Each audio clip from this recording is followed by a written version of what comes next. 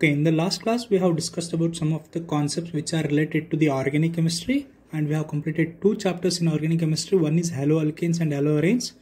The second one is alcohols, phenols and ethers, right? So some of the information regarding to the functional groups like alcohols, phenols and ethers, and comparison between those three we have studied in the second chapter from the organic. So now we will go to the some of the concepts which are related to the inorganic chemistry, right? So the most important chapter in inorganic chemistry for your syllabus is the P block elements, right? So in first PUC already you have studied the different types of blocks like S block, P block, D block and F block, right? So the overall idea about the periodic table, as well as you also studied the complete information about the S block elements also. But in this chapter we'll go through the some of the concepts and different groups in case of a P block element. That is the second block in periodic table. We already know that the periodic table is divided into four blocks. One is S block, P block, D block and S block based on the electronic configuration, that is the arrangement of electrons in a regular order. So they have divided the periodic table into four blocks. One is S block, second one is P block, third one is D block and F block.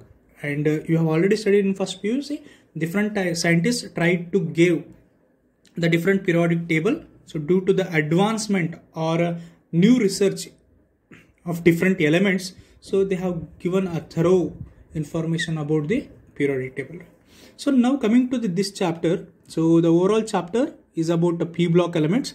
So the elements from group 13 to group 18 are generally in the periodic table called as P block elements, right? So the elements from group 13 to group 18, right? So there are 18 groups in the periodic table and 7 periods in the periodic table that you have studied in the first PUC, right? So therefore the elements from group 13 to group 18 in the periodic table are generally called as P block elements, right? So the general electronic configuration, if you see the general electronic configuration of P block elements, that is NS2 NP1 to 6, right? So S block is completely filled, S orbital is completely filled, and in case of P orbital, so minimum 1 to maximum there might be 6 electron, because there are P orbital, 3 P orbitals, right? Px, Py and Pz, right? So in one orbital maximum there will be 2 electrons, right? So therefore if you consider 3 orbitals, so minimum there might be 1, maximum there will be total 6 electron, right? So therefore it varies in the range of 1 to 6. Therefore, the general electronic configuration of this P block elements is given as NS2 NP1 to 6. And one most important thing is the group 13 and group 14 elements you have been already learnt in class 11. That is in first PUC you have already learnt group 13 and group 14. Only 2 groups have given for you in the syllabus for the first PUC. But in second PUC, nowadays in this classes you will study about the 15th, 16th, 17th as well as 18th. 4 groups you will study in this syllabus, right? So next if you go to the group 15, right? So without wasting time, we will start the syllabus, that is group 15 elements, right? So generally group 15 element, it consists of 5 elements, that is nitrogen, phosphorus, arsenic, antimony and bismuth, right? So here I have given 4 columns. In first column there are different elements. Second column with respect to that atomic number as well as atomic masses, and the next important thing is electronic configuration for all the elements, right? So here if you consider nitrogen, the atomic number is 7, atomic mass is 14, right? So if you write the electronic configuration, that is helium, nearest noble gas, and that is 2s2 2p3, right? So electronic configuration is 2s2 2p3. If you look at phosphorus, the atomic number is 15, atomic mass is 30.9. Therefore, electronic configuration is nearest noble gas is neon, 3s2 3p3. Similarly, arsenic, atomic number is 33 and atomic mass is 74.92, right? So the nearest noble gas is again argon, 3d10 4s2 4p3, right? Similarly, antimony, atomic number is 51, atomic mass is 121.75 and the electronic configuration is nearest noble gas is krypton, it is 4d10 5s2 5p3. Similarly, the last element in the 15th group, right? So that is bismuth, atomic number is 83, atomic mass is 208.98 and the electronic configuration is, that is xenon, 4f14 5d10, 6h2 and 6p3, right? So the most important thing here you have to observe, that is, if you consider the electronic configuration of all the 15 group elements, if you see this one, so here it is 2s2, 2p3, 3s2, 3p3, 4s2, 4p3, which means the outermost electronic configuration which represents the 15 group elements, that is generally ns2, np3. Which means whenever you write the electronic configuration, if the electronic configuration is in the form of ns2, np3, that element is considered under the 15th group elements, right? So therefore here if you consider any of the nitrogen, phosphorus, arsenic, antimony or bismuth, all are having the outermost electronic configuration is ns2, np3. Therefore, whenever you see the elements having the electronic configuration in the form of ns2, np3 are generally recognized as 15th group elements. Therefore, we'll call it as nitrogen, phosphorus, arsenic, antimony and bismuth are recognized as group 15N2. So therefore, general electronic configuration of 15th group elements is given by ns2, np3. And if you see the atomic and ionic radii, it increases in size down the group. As you go down the group, right? So the atomic number also increases, right? 7, 15, 33, 51, 81, 83, right? So like this, even the atomic and ionic radii, the radius of the atom and the radius of ion, so that increases in size down the group. That increases in size down the group, right? Similarly, ionization enthalpy. Ionization enthalpy means the amount of energy required to remove the electron from the outermost orbit. That we will call it as ionization energy or ionization enthalpy. That decreases down the group, because as the size increases, what happens? The force between the nucleus as well as the electron, so that will be very less. So therefore, you require very less amount of energy to remove the electron. So therefore, the ionization enthalpy decreases down the group as due to the gradual increase in the atomic size that we have learned in the second point. Similarly, electronegativity also decreases down the group, right? So even the electronegativity also decreases down the group. Right? So further, if you go for the physical properties of the 15th group elements, so all these group elements are polyatomic, means they cannot be in the single form. For example, nitrogen cannot be in the unit form, right? Or it is not a monoatomic, right? So it is polyatomic, which means it can mix with the other element or it can mix with its own element, right? So that is N can be converted into N2, right? So or NO2, like this. It is not monoatomic, it is poly. Poly means many, polyatomic. So right, so these elements of 15 group are generally polyatomic. Next important thing is dinitrogen is a diatomic gas. That only I have explained, right? So it is in the form of N2, right? So that is in the form of N2 and it is a gas. All other are solid, right? So all other elements other than this, so these are in the solid form, right? And the metallic character increases down the group. As you go down the group from nitrogen to bismuth, the metallic nature goes on increases, right? So as you go down the group in the periodic table, the metallic nature goes on increases, right? So these are some of the general properties of group 15 elements.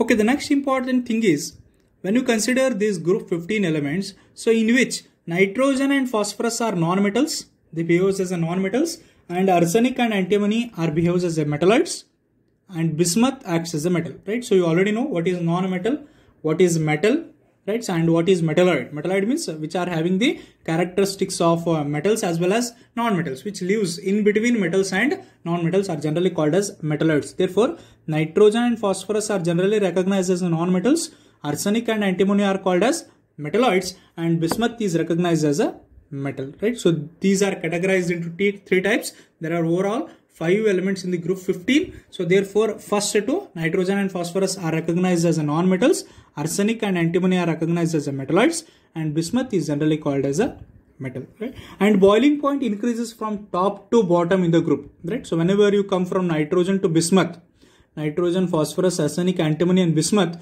so it goes on increases from top to bottom in the group, right? So except nitrogen, all elements show the allotropic, right? So allotropy means there are different types of substances, which means allotropy means it can be in the another form, right? So the element can be in the another form, right? So that is generally called as allotropic form. It is generally called as allotropic form. Therefore, except nitrogen, because it is the gas, right? So other than nitrogen, all elements show the allotropic property. So next, if you go for the chemical properties of a group 15 elements, the common oxidation states are -3, +3 and +5, right? So the oxidation state, right? So how many number of replaceable electrons, how many electrons you can remove from the, or you can add to the element, that is generally called as oxidation state. The common oxidation states which are shown by the 15 group elements are -3, +3 as well as +5. Similarly, nitrogen exhibits the oxidation state of +1, +2 and +4, which means you can remove one electron, it will convert into N+1, right? So if you remove 2 electron, it will become N+2. If you remove 4 electron, it may convert into N+4. Therefore, nitrogen has a capacity to exhibit the different oxidation states like +1, +2 as well as +4. Similarly, phosphorus shows +1 as +4 oxidation state. Similarly, if you see the phosphorus, so whenever you see its electronic configuration, you will get the idea that is phosphorus can show +1 and +4 oxidation state. You can remove 1 electron, or generally you can remove 4 electron, right? So it can show 2 different oxidation state, that is +1 and +4 are common in case of phosphorus, right? And the next important concept is anomalous properties of nitrogen, right? So this might be asked for 2 marks. So many times they have repeated this question for 2 marks. Right, so anomalous properties of nitrogen, right? So what are the rare and what are the important, or what are the special properties of nitrogen? Those are generally called as anomalous properties of nitrogen, right? So when you compare the elements in the periodic table, generally in case of 15 group, nitrogen, phosphorus, arsenic, antimony and bismuth, the nitrogen has some special characteristics or some special features or some special properties when compared to all the other 4 elements in the 15 group. Those are generally called as anomalous properties of nitrogen, right? So the most important anomalous properties of nitrogen are, so nitrogen is very smaller in size, right? So that only we have studied. The atomic radii or the ionic radii increases from nitrogen to bismuth as we go down the group. Therefore, which means nitrogen is generally having the smaller size when compared to that of the other elements in the group 15. Therefore, the first important anomalous property is smaller size. Due to the smaller size, it also have the higher electronegativity, because the force of attraction between the nucleus and the outermost orbital, that is electron, will be more. Therefore, due to smaller size, therefore it is having the high electronegativity. And the third important anomalous property is high ionization enthalpy and non-availability of d orbital, right? So there is no any kind of d orbital, only and s and p are present in this case. So therefore, high ionization enthalpy means you require more amount of energy to remove the electron from the last orbit, right? So if you consider, I will show here in the small diagrammatic representation. So this is an orbit and this is a nucleus. If we consider this as a nucleus and this is an orbit, and there are different orbitals here, right? So there are some different orbitals, right? And the electrons will be present in the different orbitals. So if you consider like this, right? So based on this radius, so if this radius is more, the force of attraction will be very less. If the radius is very small, right? So if you consider, the force of attraction will be more, right? So the amount of energy required to remove this electron from the outermost orbit is generally called as ionization enthalpy, or it is also known as ionization energy. Since the force of attraction between the nucleus and electron is more, or due to the smaller size, there will be a high ionization enthalpy, right? So the ionization enthalpy is very high in case of nitrogen. That is one of the anomalous or special property when compared to all the elements in the 15th group. And the fourth one is, it has unique ability to form p-pi multiple bonds with itself and other elements also. Therefore, nitrogen double bond is also seen in some substances, and nitrogen triple bond also can be seen, right? So here nitrogen can bond with its own atom or another atom. So that is in the form of single bond, that is in the form of double bond, that is in the form of triple bond, right? So whenever you see N2, so it might be in the form of N double bonded N or N triple bonded N, like that. So due to the presence of p-pi, right? So p orbital, that is pi bonding, And similarly, pi bonding with the p orbitals. So that is multiple bonds. Multiple means more than one, right? So here if you observe, nitrogen double bond also seen in several cases. Nitrogen triple bond also seen in the another cases. Therefore, it has unique ability, right? So this ability cannot be seen in case of phosphorus, arsenic, antimony or bismuth. Therefore, the one of the most important anomalous property is nitrogen can exist as a diatomic molecule with a double bond as well as triple bond, right? So that is the one of the special characteristics of nitrogen in the 15th group elements, right?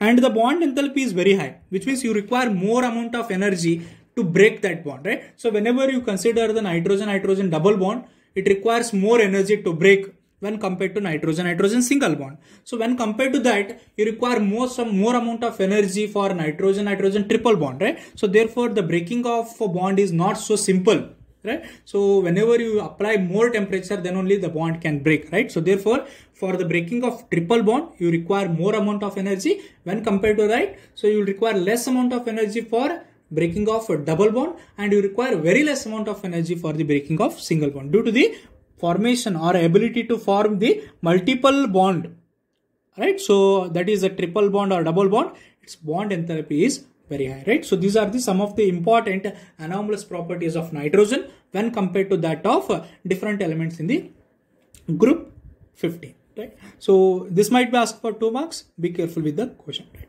So further, if you study how the reactivity of 15 group elements takes place, right? So whenever it reacts with the different elements, right? For example, if you take nitrogen, phosphorus, arsenic, antimony and bismuth, these 15 group elements, when they react with the different elements like hydrogen, oxygen or halogen or different kinds of elements, so what will be the product obtained or how they behave whenever they react with the different elements, that can be studied under the reactivity of 15 group elements. Generally, if you take with hydrogen, right? So the first reaction is the reaction of 15 group elements with hydrogen. If you take hydrogen, they react to form hydrides. So this is very important, right? So whenever the 15 group elements react with hydrogen, those are generally called as hydrides, right? Of the type EH3, right? So these hydrides are generally in the form of EH3, where E represents the 15th group elements. It can be nitrogen, phosphorus, arsenic, right? So similarly, it may be antimony or it may be bismuth, right? So some of the examples I have given here, that is NH3, right? So ammonia. Similarly, BiH3, right? So that is bismuth, which is bonded with the 3 hydrogen molecule, and the basicity also decreases in the order, right? So the basicity also decreases. Remember, basicity also decreases in the order of NH3 greater than PH3 greater than ASH3 greater than, so SbH3, so greater than or equal to BiH3, right? So in the form of hydrides, so the ammonia is more basic. That only we have explained the basicity. So if you consider the hydrides of 15th group elements, those basicity goes on changes from NH3 to PH3. So that is a less basic when compared to NH3, and it is less basic when compared to ASH3, that is arsenic hydride, right? Similarly, antimony hydride. Similarly, bismuth, which is bonded with the hydrogen molecule. So therefore, its basicity goes on decreases from nitrogen to bismuth. That is, ammonia is more basic in the 15th group elements, right? So whenever you compare the reactivity of different elements with the 15 group elements or 15 group elements with the different elements, how they will behave, right? So what is the behavior that can be seen in case of 15 group elements that we are studying here? And then one important reaction is with hydrogen. Generally with hydrogen, they react to form the hydrides, right? So of the type EH3, where E represents the 15 group elements, that is nitrogen, phosphorus, arsenic, antimony and bismuth. So we have given 2 examples, NH3 and BiH3. You can take any example, PH3, ASH3, SbH3, right? So in the next example we have given, that is basicity also decreases in the order of NH3, which means NH3 is more basic when compared to the other hydrides of the 15th group element. Okay, next if you study the second reaction, that is reactivity towards oxygen, right? So whenever the 15th group elements are reacted with oxygen, so they have generally capacity to convert into oxides, right? So they will convert into oxides. So these oxides are generally 2 types. One is E2O3, or they may be in the form of E2O5, right? So here oxygen represents, there is a formation of oxide with the 15 group elements, where E represents the 15 group element and oxygen represents the oxide form, right? So it is generally formed in the form of, that is E2O3, or it may be in the form of E2O5, right? So that is a trioxide, or it is in the form of pentaoxide. Since there is addition of 3 oxygen, we can call it as trioxide. Since there is addition of 5 oxygen, generally we can call it as pentaoxide. Therefore, whenever the 15th group elements react with oxygen, they have the ability to form the oxides of the form E2O3, that is generally called as trioxides, and E2O5, which are generally called as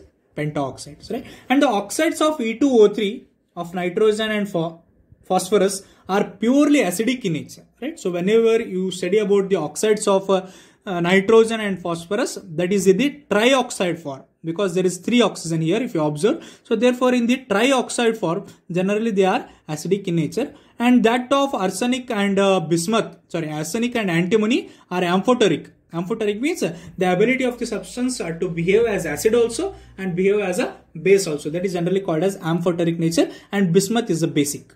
Alright, so remember the oxide form, generally the trioxide form of nitrogen and phosphorus is acidic, and that of arsenic and antimony are amphoteric, which means both it can behave as the acidic as well as basic when it is in the oxide form, and bismuth is the, generally it is recognized as base. Right? So that is the second reactivity towards oxygen. The third one is reactivity towards halogen, right? So whenever the 15th group elements react with halogens, they form halides.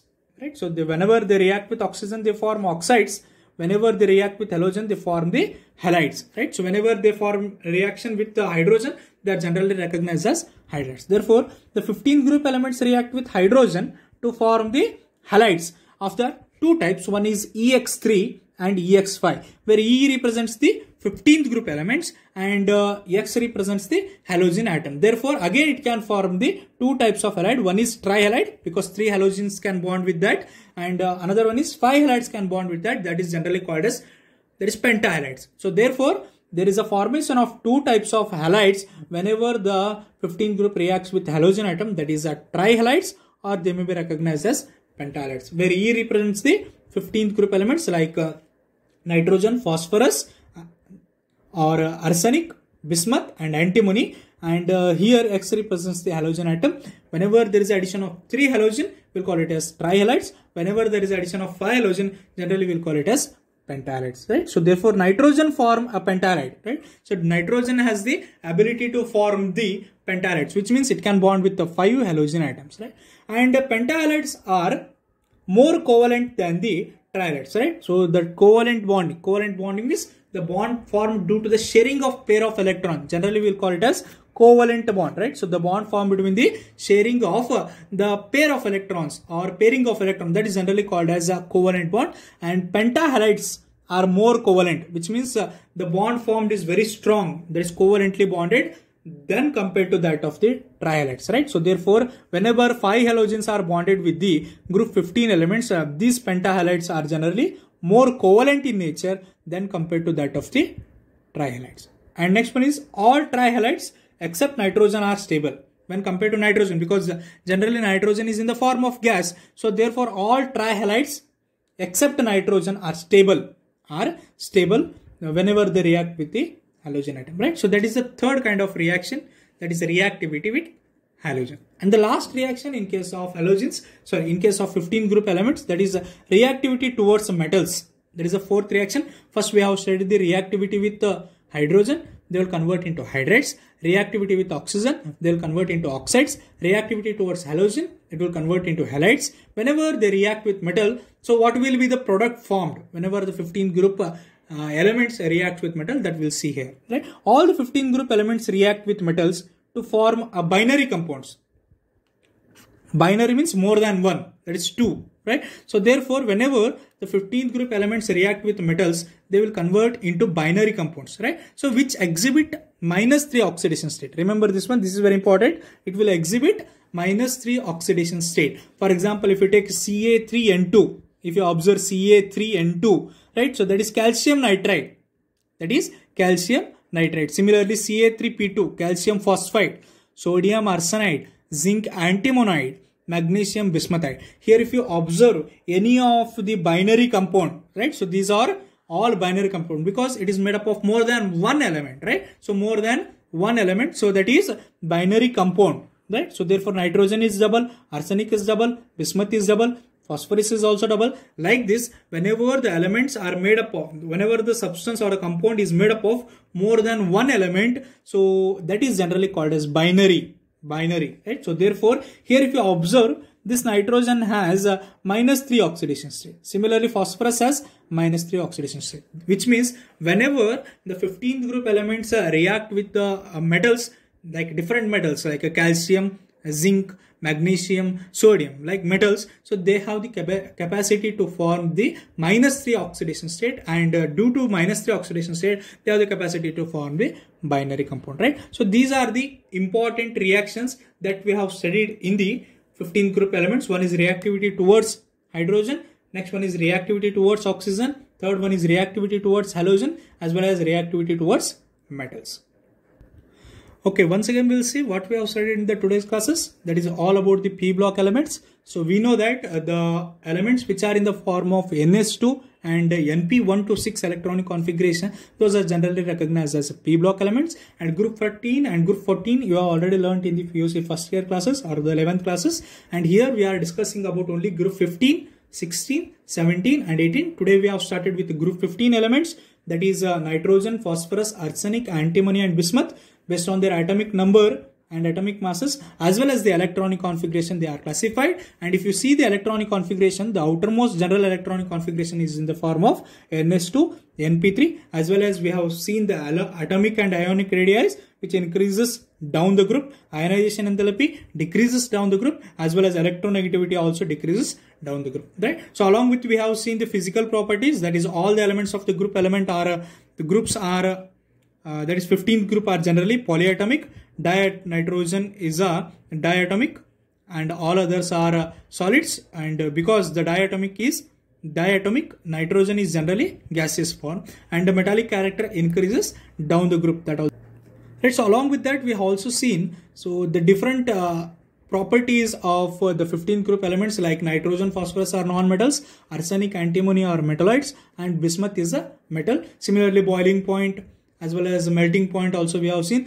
And chemical properties, we have seen the oxidation state of the 15th group elements, that is -3, +3, +5, and nitrogen has ability to exhibit +1, +2, +4. Similarly, phosphorus can also show +1 and +4 oxidation state. And we have seen the most important thing, that is anomalous properties of nitrogen: smaller size, higher electronegativity, high ionization enthalpy, unique ability to form the p-pi multiple bond. Similarly, nitrogen exhibit as a diatomic molecule which has the capacity to undergo double bond as well as triple bond. So due to the formation of double bond and triple bond, its bond enthalpy is very high, right? And we have also seen some of the ideas related to the ionization enthalpy. Further, we have studied the reactivity of 15th group elements, the reaction with different substances like with hydrogen. Whenever they react with hydrogen, they convert into hydrides. Whenever they react with oxygen, they are generally recognized as oxides.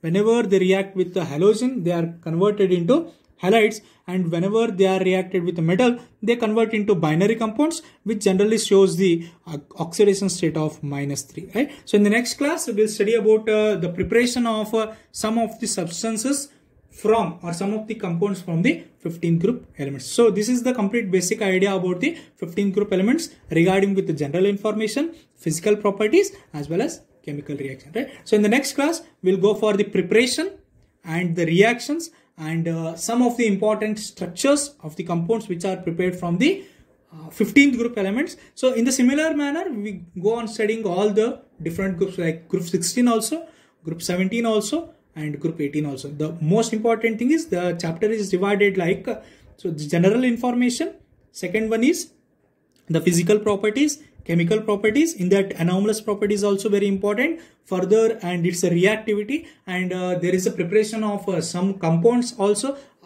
along with that the uses and structure. Like this the chapter is divided. So in the next class we'll go for the preparation of some of the compounds from the 15th group element, like dinitrogen, and we'll see how it is prepared, like a laboratory method or in case of industrial method, and what are the uses that are generally taken from the dinitrogen molecule and some of the other compounds from the 15 group, right? So this is just a basic idea. So make down your notes and I will give these notes even in case of WhatsApp, right? Thanks for joining. We'll continue in the next class.